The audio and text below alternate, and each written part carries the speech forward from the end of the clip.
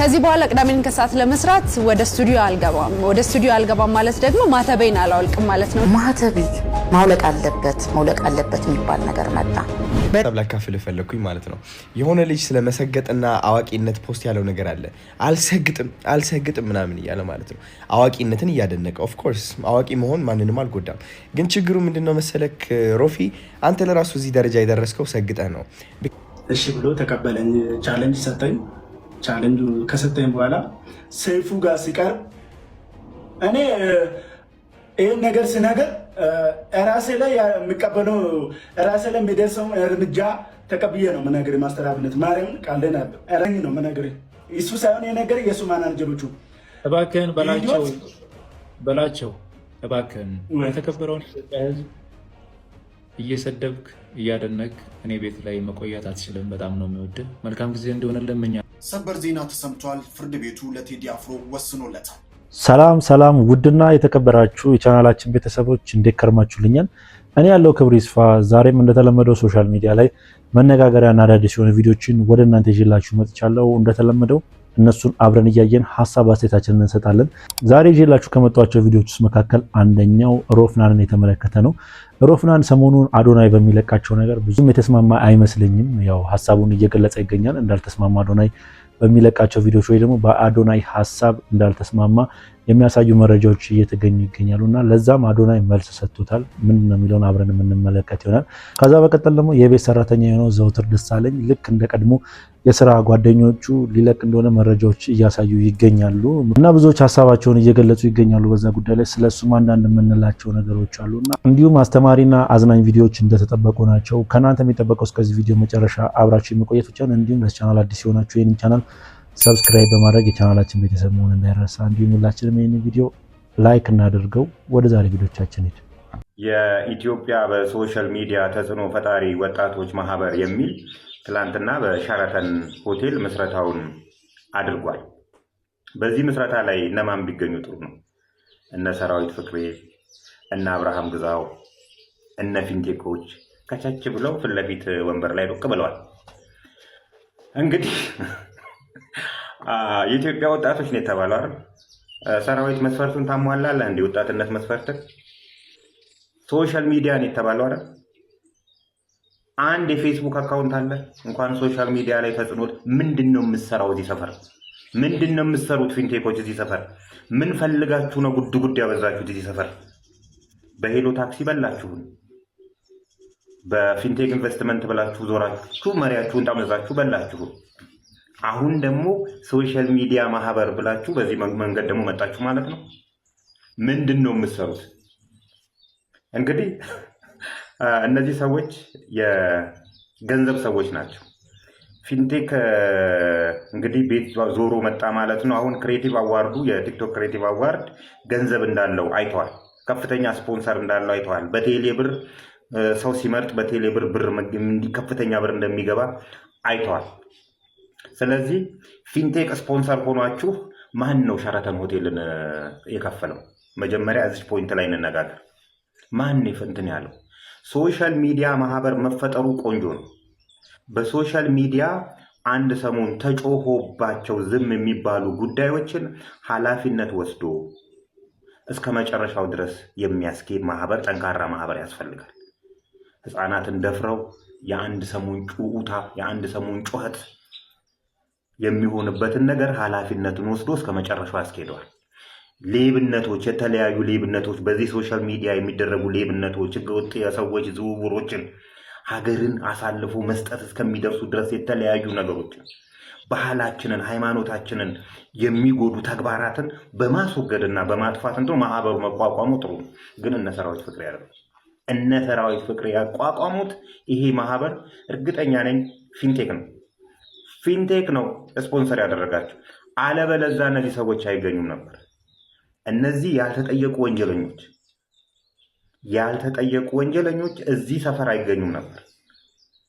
እነ ቃለአብ ሸራተንን ስፖንሰር አድርገው ይሄን ማህበር ሊያቋቁሙ አይችሉም። እናንተም ብትጠነቀቁ ጥሩ ነው። ስለዚህ እንሄድበታለን። ይሄን ጉዳይ በሰፊው ነው የምንሄድባት። እንደዚህ ምንላቀቅ እንዳይመስላችሁ። ሶስተኛ ዙር አትበሉን በፍጹም። ሰሞኑን የፊንቴክ ኢንቨስትመንትን ጉድና ያው የሌብነት መንገድ ሁላችንም ታውቁታላችሁ ብዬ አስባለሁ እና አሁን ላይም እንደዚህ አይነት ነገሮች ሊፈጠሩ ይችላሉ በማለት ይህ ግለሰብ ሁላችሁም ታውቁታላችሁ ብዬ አስባለሁ። ያው እንደዚህ አይነት ነገሮችን በማጋለጥ ነው የሚታወቀው። ያው መንሱር ጀማልንም መጀመሪያ ፊንቴክ ኢንቨስትመንት ጋር አብሬ በመሆን መኪኖችን አስመጥቼ ለህብረተሰቡ ከወለድ ነፃ በሆነ መልኩ አከፋፍላለሁ ሲል ይህ ግለሰብ ይቅርባችሁ ገንዘባችሁን እንዳትበሉ በማለት አስጠንቅቆ ነበረ እና ብዙ ሰዎች የእሱ ማስጠንቀቂያ አልሰሙም ነበረ። በስተመጨረሻም መንሱር ጀማል ያስተዋወቀው ድርጅት የሌቦች ሆኖ ተገኝቶ በመንግስት ተይዞ እንደታሸገ ሁላችንም ሰምተናል። አሁን ላይ ደግሞ ይህ ግለሰብ ቲክቶከሮቹን ስፖንሰር እየሆናቸው ያለው ፊንቴክ ኢንቨስትመንት ነው እያለ ይገኛል። እንግዲህ እውነታውን ቀስ ብለን የምንደርስበት ይሆናል። ያው ወንጀለኞቹ ለህግ እስካሁን አልቀረቡም ማለት ነው። ልክ እንደዛ ከሆነ እሺ ብሎ ተቀበለኝ። ቻሌንጅ ሰጠኝ። ቻሌንጁ ከሰጠኝ በኋላ ሰይፉ ጋር ሲቀርብ እኔ ይህን ነገር ስነገር ራሴ ላይ የሚቀበለው ራሴ ላይ የሚደርሰው እርምጃ ተቀብዬ ነው የምነግርህ። ማስተር አብነት ማርያምን ቃልን አለ ራሴ ላይ የሚደርስብኝ እርምጃ ተቀብዬ ነው የምነግረው። ስለዚህ መጀመሪያ ቻሌንጅ ሰጥቶ ነበር ሰይፉ ጋር ከመቅረቡ በፊት ቻሌንጅ ሰጠኝ። ፎሎ ማደረግ ቻሌንጅ ሰጠኝ እና ቻሌንጁ ሲሰጠኝ በየ50 ሺህ ብር ከፍላለሁ አለኝ። ከ218 ሺህ ፎሎወር ከፍ ሲል 50 ሺህ ፎሎወር ከጨመረ 50 ሺህ ብር እሰጣለሁ አለኝ። ቻሌንጅ ሰጠኝ እና የሄደ ያለ ሰይፉ ጋር ሊቀርብ ሲል እሱን አይደለም የሚያወራኝ ሌሎቹ ማናጀሮቹ ነው የሚያወሩኝ። የእሱ ማናጀሮቹ አላውቅም እና ማናጀሮቹ ነው ያወሩኝና ቻሌንጁ ሰጠኝና ከዛ ሰይፉ ጋር ሊቀርብ ሲል የሰራችውን ቪዲዮዎች እንዳለ ፕራይቬት አድርጋለኝ። ማስተር አብነት ይህም ነገር ናንተ ነግሬ ብሞትም ኮነ ሞታለሁ ለአንተ ላሳውቅ ስለፈለጉ አንተ ለሁሉም ስለምደርስ ነው ይህም ንግግር ማለት ምናገር ለአንተ ነግሬ ከሞትኩም ሞታለሁ፣ ችግር የለም። እኔ እዚህ ጋር ማንም ድጋፍ የሚያደርግኝ ሰው የለም። ማንም የኔ ንግግር ስለማይረዳ እኔ የነገረኝ ነው መናገር።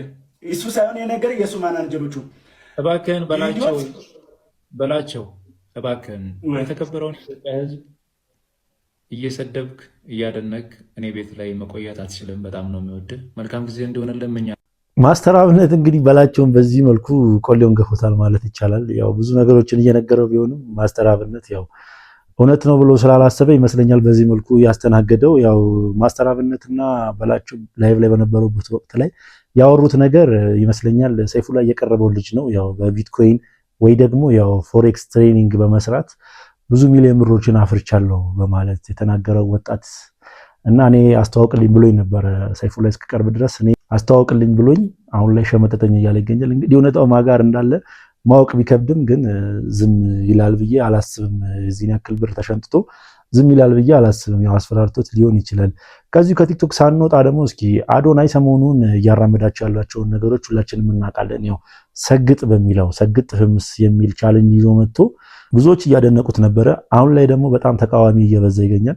ከዛ ውስጥም አንዱ ሮፍናን ነው እና ሮፍናን ስግጥ ፍምስ የሚለውን ነገር ወይ ደግሞ ስግጥ ፍምስ የሚለውን የአዶናይን ቻሌንጅ አልተቀበለውም። ሮፍናን ይህ ቪዲዮ ላንተ ነው። ቢካዝ ሪፖስት ያደረግከው ቪዲዮ አይቼዋለሁ፣ የሆነ ሰው ልኮልኛል። እኔ ደግሞ በጣም ነው የምወድ በጣም ማደንቀስ ሰው የሀሳብ ላካፍል ፈለግኩኝ ማለት ነው። የሆነ ልጅ ስለ መሰገጥና አዋቂነት ፖስት ያለው ነገር አለ። አልሰግጥም ምናምን እያለ ማለት ነው። አዋቂነትን እያደነቀ ኦፍኮርስ አዋቂ መሆን ማንንም አልጎዳም። ግን ችግሩ ምንድነው መሰለክ ሮፊ፣ አንተ ለራሱ እዚህ ደረጃ የደረስከው ሰግጠህ ነው።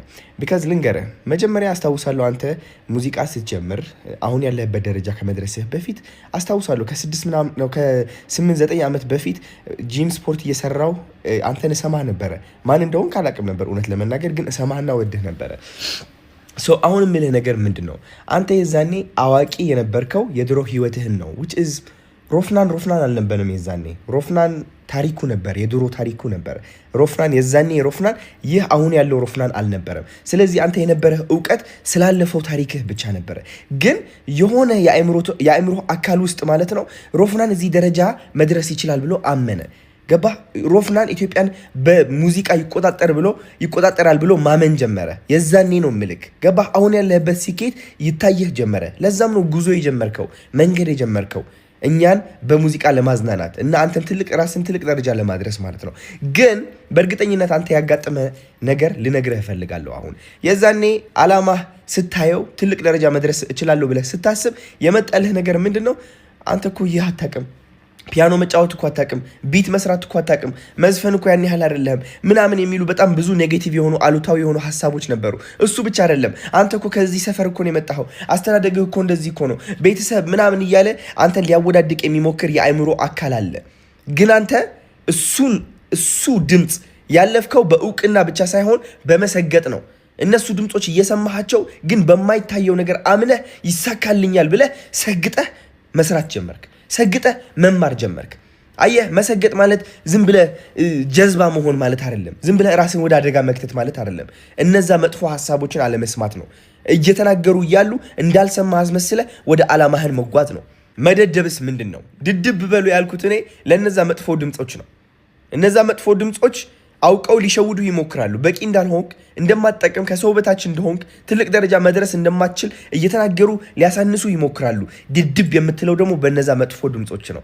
አንዳንዶቻችን የአንድ ሰው ታሪክ ሳንሰማ ሳንረዳው ምን እንሆናለን? የራሳችን አስተሳሰብ ያሸንፈናል። ስለዚህ ሮፊ ላስረዳ ብዬ ነው፣ ቢካዝ በጣም ስለምወድና ስለማከብረህ ኤክስፕሌን ላርግልህ ብዬ ነው። እወድሃለሁ። ነፃነት ከአንተ ጋር ዘፈን ብትሰራ በጣም ደስ ይለኛል። ቻው። አዶናይ ሰሞኑን እንደዚህ አይነት ነገሮችን እያራመደ ይገኛል። ስግጥ ፍምስ የሚል ቻሌንጅ አምጥቶ ብዙ ቲክቶከሮች ወደ ቲክቶክ መንደር እየመጡ እንደሆነ ሁላችንም እናውቃለን። ግን በዛውም ልክ ተቃዋሚዎቹ እየበዙ ነው። ለምን ቢባል ያው ስግጥ ፍምስ የሚለው ነገር ለቲክቶክ ወደ ቲክቶክ ሲመጣ ዝም ብሎ ቪዲዮ መልቀቅ አይደለም፣ ክሬቲቭ መኮን አለበት። ወይ ደግሞ አንድ ሰው ሊያዝናና ወይ ደግሞ ያ ሰው ሊደሰት ይገባል እነዛን ሰው በመመልከት እያሉ ብዙ ሰዎች ሀሳባቸውን እየሰጡ ይገኛል። ይሄ ቲክቶክ ክሬቲቭ አዋርድ የምትሉትም ለምን ቶሎ አዘጋጅታችሁ ለምን አንበተንም? እኔ በጣም እኮ አልበርት አንስታይንን እና ሶቅራጠስ ምናምን የወዳደሩበት መድረክ አረጋችሁት። እኔ በጣም ስናት ዳዲፕ እኮ ማለት የምታወዳደሯቸው ሰዎች የሆነ ለኢትዮጵያ አዲስ ነገር ፈጥረው ከሁለቱ ለመምረጥ የተቸገረን አረጋችሁት። አንደኛው ብሔሩን ይዞ የመጣ ነው፣ አንደኛው ሃይማኖት ይዞ የመጣ ነው። የኢትዮጵያ ችግሮች ነው ሊትራሊ እየተወዳደሩ ያሉት፣ የሚያባሉን ናቸው። ሊትራሊ እንደገና መድረክ ተሰጧቸው እየተወዳደሩ ያሉት። ኢትስ ናት ዳት ዲፕ። ኤዲት የምታደርጉት ሁሉንም የያዛችሁት አየሩ። ለምን የአሁኑ ቅዳሜ ያደርጉትና ቆርቆሮና ጭብጨባውን ሰጥቷችሁ እንሂድ ወደ ቀጠለው። እንደኛ የተሻለ በማጣት ነው እዚህ ላይ ከእናንተ ጋር ያለ ነው። የተሻለ አተን ጠፍቶ ምናምን አንዱን ብሔርተኛ ከአንዱ ሃይማኖተኛ ጋር የወዳደር ያለ ነው። እነዛ ነው። ኢትስ ናት ዳት ዲፕ። ክሬቲቪቲ አይደለም የቲክቶክ ክሬቲቭ አዋርድ። ቲክቶክ አካውንት አዋርድ ምናምን ብላችሁ አወዳድራችሁ ጨረሱት። ኢትስ ሪቺንግ ዘ ፖይንት ዳት በጣም ኢሪቴት እያደረገ ነው። የምታወዳድሯቸው ሰዎች አንደኛው በህግ የሚፈለግ፣ አንደኛው በሽተኛ፣ አንደኛው መጥፎ ነገር ለዓለም ያስተዋውቅ ምናምን ነው። ደህና ነገር አይደለም። ግን እንደዛም ሆኖ ታቅሰናቸዋል። እሱንም የአሁኑ አድርጉትና እንቀጥል ወደ ኔክስት ፕሊዝ። ብዙ ሰዎች እየተመለከቱ ያሉበት መንገድ ያው ቲክቶከሮች በጣም ትልቅ ቦታ ተሰጥቷቸዋል። በተለይ ደግሞ ቲክቶክ ክሬቲቭ ከጀመረ በኋላ በጣም ብዙ መነሳት የሌለባቸው ርዕሶች እየተነሱ ነው። ሲላቸው በብሔር ሲላቸው በሃይማኖት አንዳንዴም በቃ ብቻ አላስፈላጊ ነገሮች እየተነሱ ይገኛሉ። ከዛ መካከል አንደኛው የዩቲናስ እና የአዶናይን ጉዳይ ማንሳት እንችላለን። ያው ዩቲናስ ሰይፉ ሾው ላይ ከቀረበች በኋላ በጣም በብዙ ቮት እንደደረሰችበት የሚታወቅ ነው፣ አዶናይ ላይ ማለት ነው። እና ብዙ ሰዎች ተቃውሟቸውን እየገለጹ ይገኛሉ። በተለይ ደግሞ የትግራይ ተወላጆች እንዴት ሰይፉ ትግራይ ጠል ነው በማለት ብዙዎች ሀሳባቸውን እየሰጡ ይገኛሉ። ከዚህ በፊት ባቀረብኩላችሁ ቪዲዮ ላይ ተመልክታችሁታል ብዬ አስባለሁ። እና አሁን ደግሞ ጉዳዩ የአዶናይና የሮፍናን ሆኖ ተገኝቷል። የዩቲናስና የአዶናይ ትንሽ ጋብ ብሎ አሁን ደግሞ አዶናይና የሮፍናን ሆኖ ተገኝቷል። እና አዶናይ እያለ ያለው ሮፍናን እኔ ባሰብኩት መልኩ አንተ ነገሮችን አልተረዳህም፣ ስግጥ ማለት አንተ እንዳሰብከው መደደብ ሳይሆን ለብዙ ሰዎች ጆሮ አንስጥ በማለት እንግዲህ ሐሳቡን አጋርቷል። እስኪ እናንተ በዚህ ቪዲዮ ላይ ምን አይነት ሐሳብ አስተያየት አላችሁ? ሐሳባችሁን ኮሜንት ሴክሽን ላይ አስቀምጡልኝ። እስኪ ሮፍናን ነው ልክ ወይስ ደግሞ አዶናይ ነው ልክ የሚለውን እስኪ እናንተ ሐሳባችሁን አጋሩበት። ከዚህ በኋላ ቅዳሜን ከሰዓት ለመስራት ወደ ስቱዲዮ አልገባም ማለት ደግሞ ማተቤን አላወልቅም ማለት ነው። ማተቤ መውለቅ አለበት የሚባል ነገር መጣ። በጣቢያው የነበረኝ ቆይታም ከስራ ይልቅ ካለቃ ጋር መሞዳሙድ ላይ ያተኩራል። ስራመደው እንደማልመለስ ያወኩኝ ነበር የተራመድኩት። ዘወትር ደሳለኝ እንደ ሌሎች የሥራ ባልደረቦቹ ኢቢኤስ ሊለቅ ነው። ተደጋጋሚ ጊዜ መልቀቂያ ደብዳቤ ሲያስገባ ቢቆይም አንዴ በገንዘብ ሌላ ጊዜ ደግሞ በክስ እያስፈራሩ አብሯቸው እንዲቆይ እያስገደዱት ነው። ጉዳዩን ከውስጥ በደረሰን መረጃ መሰረት ዘርዘር አድርገን ወደ እናንተ እናደርሰዋለን።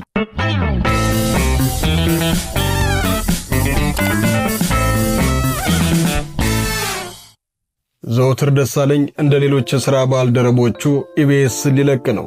ተደጋጋሚ ጊዜ መልቀቂያ ደብዳቤ ሲያስገባ ቢቆይም አንዴ በገንዘብ ሌላ ጊዜ ደግሞ በክስ እያስፈራሩ አብሯቸው እንዲቆይ እያስገደዱት ነው። ጉዳዩን ከውስጥ በደረሰን መረጃ መሰረት ዘርዘር አድርገን ወደ እናንተ እናደርሰዋለን። ዕለት ከዕለት የኢቢኤስ ቴሌቪዥን ተወዳጅ ፕሮግራም አቅራቢዎች ኢቢኤስን እየለቀቁ ያሉበትን ትክክለኛ ምክንያትም ልናስደምጣችሁ ወደናል።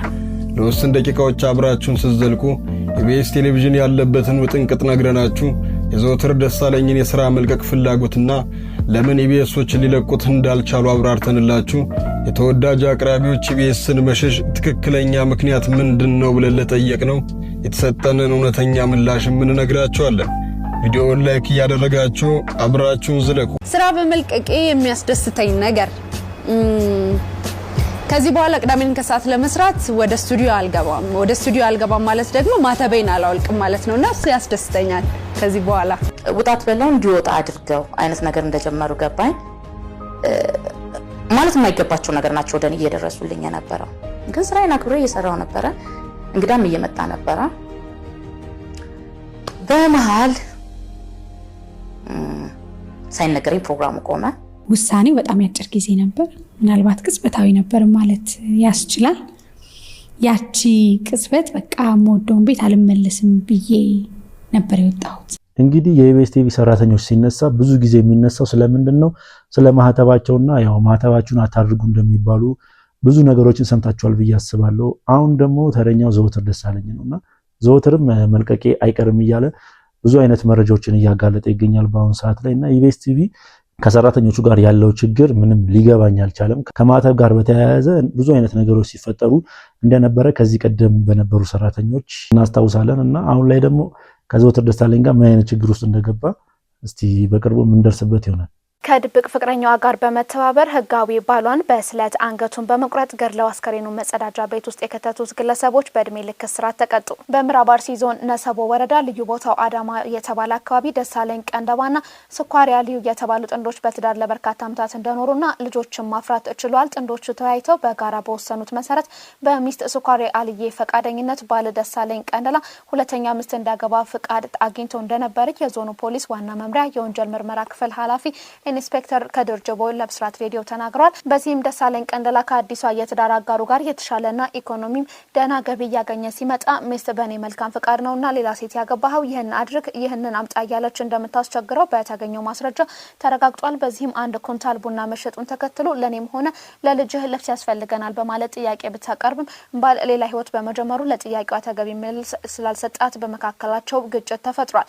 የበንዲ እንዳለ ሚስት ከተሰወረ አንድ ግለሰብ ጋር የፍቅር ግንኙነት መጀመሪያን የሚናገሩ ዋና ኢንስፔክተር ከድር ጅቦ ወደ ተከሳሹ ስኳሪ አልዩ ህይወት የገባው ሰው ግን የተለያዩ ምክሮችን በመለገስ ወደ ሌላ አቅጣጫ እንዳታመራ ማድረጉን ገልጿል። ይህ ግለሰብ ህጋዊ መንገድ ትዳራቸው ከባለቤቷ ጋር አለመፍረሱን አስታኮ ባሏን ብታስወግድ እሷ የንብረት ተካፋይ እንደምትሆን በማሳመን ድርጊቱን ለመፈጸም አመቺ ጊዜ ሲጠባበቁ ነበር። በዚህም ጥር 21 ቀን 2017 ዓ.ም ሁለተኛ ሚስቱ ባጋጠመው በሌለችበት አቅደው ተዘጋጅተው ለሊት 10 ሰዓት ላይ ስኳሪ አልዩና ለጊዜ የተሰወረው ግብረ አበሯ ጋር በመሆን በእንቅልፍ ላይ ያለው ደሳለኝን በስለት ቢላዋ አንገቱን በመቁረጥ ደሙን በጥንቃቄ ቤት ውስጥ እንዳይፈስ በማድረግ አስከሬኑን ሽንት ቤት ውስጥ እንደከተቱት ተረጋግጧል። ከአራት ቀን ቆይታ በኋላ ጥር 25 ቀን 2017 ዓ.ም የደሳለኝ መስወርን ተከትሎ አዲሷ ባለቤቱና የአካባቢው ነዋሪዎች ለፖሊስ ባደረጉት ጥቆማ መሰረት የተዘጋው ቤት ተከፍቶ ሲፈተሽ የደሳለኝ አስከሬን ከመጸዳጃ ቤት በመውጣት ፖሊስ በጥንቃቄ ለምርመራ ወደ ሆስፒታል መላኩን ገልጿል።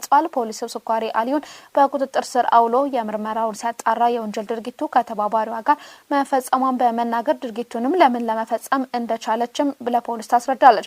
ፖሊስም የምርመራ መዝገቡን በአስከሬን የምርመራ ውጤትና በተለያዩ ማስረጃዎች በማጠናከር በከባድ የሰው መግደል ወንጀል ክስ መስርቷል። የምዕራብ አርሲ ዞን ከፍተኛ ፍርድ ቤትም ጥቅምት 21 ቀን 2018 ዓ.ም በዋለው ችሎት ተከሳሽ ስኳሪያ አልዩና ለጊዜው ያልተያዘው ተባባሪዋ ሰውን ለመግደል አስበው አቅደውና ተዘጋጅተው በስለት ቢላ በጭካኔ በተሞላበት መንገድ ሰው መግደላቸው እጅግ ጨካኝ ነውረኛና አደገኛ መሆናቸውን በማረጋገጡ በእድሜ ልክ እስራት እንዲቀጡ መወሰኑን የምህረት ታደሰ መረጃ ያመላክታል። እንግዲህ ወዴት እየሄድን እንደሆነ ማሰብ ነው የሚከብደው። ጭካኔያችን በጣም እየበዛና እየከፋ መጥቷል። ያው ባስገድዶ መድፈር፣ ያው በሴት ልጆች ጠለፋ በብዙ አይነት መልኩ ተመልክተናል። አሁን ደግሞ ያው ሚስትየው ባልየውን እንደዚህ በማድረግ አላስፈላጊ የሆነ ነገር ውስጥ በመግባት የሚያስጠላና በጣም ጭካኔ የተሞላበት ነገር እየተመለከትን እንገኛለን እና ፈጣሪ ምሕረቱን ያወርድልን ነው የሚባለው። ሌላ ምንም አይባልም። ሰበር ዜና ተሰምቷል። ፍርድ ቤቱ ለቴዲ አፍሮ ወስኖለታል። በድምፃዊ ቴዎድሮስ ካሳሁን ቴዲ አፍሮ እና በላይም ፕሮሞሽን መካከል ለዓመታት ሲካሄድ የቆየው የክፍያ ክርክር የፌዴራል ጠቅላይ ፍርድ ቤት ሰበር ሰሚ ችሎት በሰጠው የመጨረሻ ውሳኔ ተቋይቷል። ጥቅምት 25 ቀን 2018 ዓ.ም 5 ዳኞች በተሰየሙበት የሰበር ሰሚ ችሎት በሀገሪቱ ሕግ በፍርድ ቤት ደረጃ የመጨረሻ ውሳኔ ሰጪ አካል የስር ፍርድ ቤቶች የሰጡትን ውሳኔ በማጽናት ላይም ፕሮሞሽን ለድምፃዊ ቴዎድሮስ ካሳሁን 5 ሚሊዮን ብር እንዲከፍል ውሳኔ ሰጥቷል።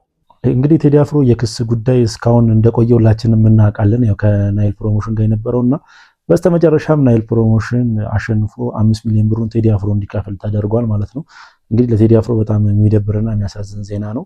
ይከፍላልን ብዬ አስባለሁ። ለማንኛውም ምርጦች የዛሬ ቪዲዮቻችን እነኝን ይመሳሰሉ ነበረ። ቪዲዮቻችን እንደተመቻችሁ ጥርጥር የለኝም። ቪዲዮ ከተመቻችሁ ላይክ፣ ሼር፣ ሰብስክራይብ ማድረግ እንዳይረሳ። በተለይ ሰብስክራይብ በማድረግ የቻናል ቤተሰብ መሆን እንዳይረሳ። ሐሳብ አስተያየት ካላችሁ ኮሜንት ሴክሽን ላይ አስቀምጡልኝ። በቀጣይ ቪዲዮ እስክንገናኝ ድረስ ሰላም ቆዩልኝ።